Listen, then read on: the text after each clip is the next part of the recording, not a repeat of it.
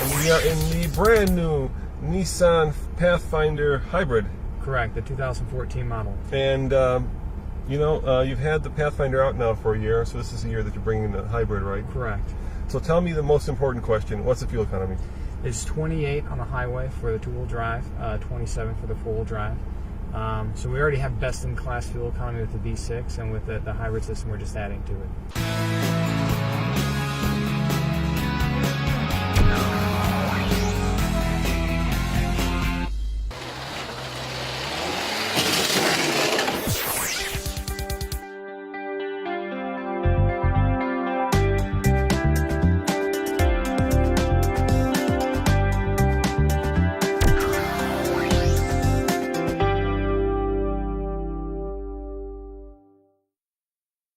And what's under the hood? We've got a 2.5 liter four-cylinder supercharged, and then a 15 kilowatt battery. So we've got a hybrid system that's a 2-clutch, 1-motor system. So it's very similar to what launched in what was the M Hybrid at the time. Okay. Different engine, of course, and battery, but similar architecture. So we've got very similar dynamic performance with this, but improved fuel economy. Now, what's the total horsepower of the two powertrains combined? Sure. So the gas engine is 230 horsepower. That's a lot. And then you've got an additional 20 horsepower from the 15 kilowatt battery. Torque is 253 foot-pounds. Mm-hmm. Which so is just 250, basically. Yeah, it's very similar to the V6. The V6 is 260, 240.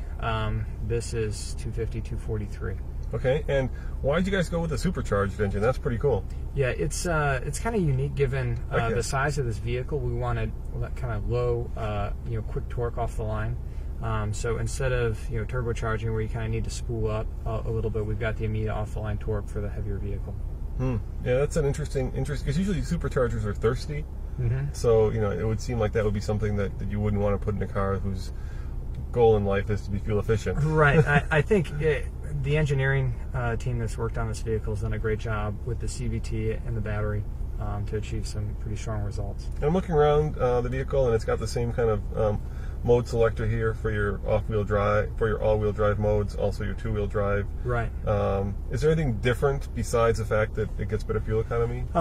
So interior passenger volume Yes. in cargo is actually the same. So the only thing that's changed is the underfloor storage behind the third row is slightly smaller. Is that where the battery lives? Yeah, the battery's actually behind or underneath the third row.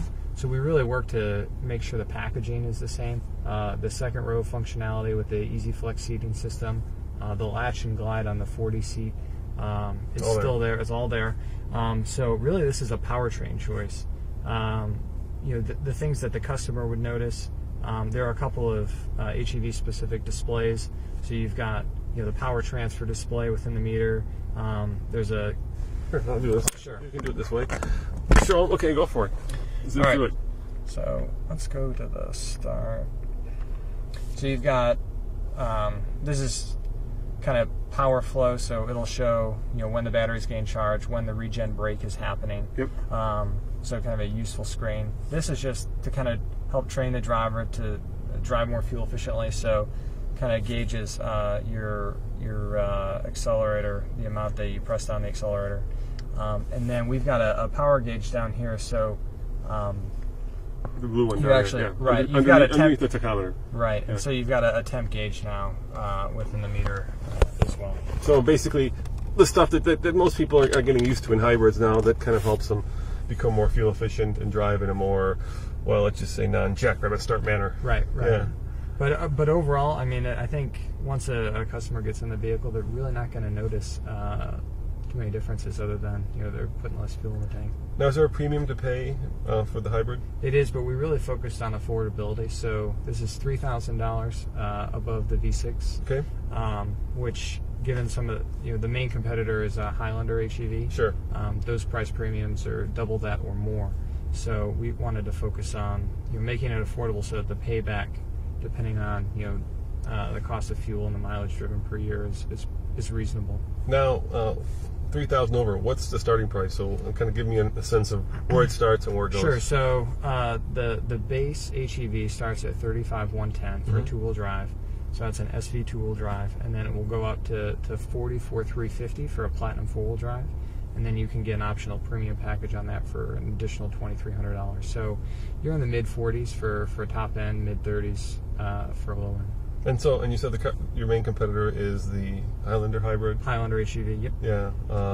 I don't know if Honda makes. Does Honda make a hybrid? No. The Pilot isn't the hybrid. They don't, and the Highlander HEV, with Highlander being all new this upcoming year, we'll likely see a new HEV from them as well. Yeah. Actually, we just shot one. We thought it was a hybrid altitude testing in Colorado. Okay. So I assume it might be a 2015, but we're just guessing at that. So you kind of have the market to yourself right now. Yeah, and given its price point, I think it makes a lot of sense for a lot of people. Yeah. So this is an all-wheel drive, four-wheel drive model. You don't lose any of that functionality. We don't discourage folks from taking, doing light off-roading.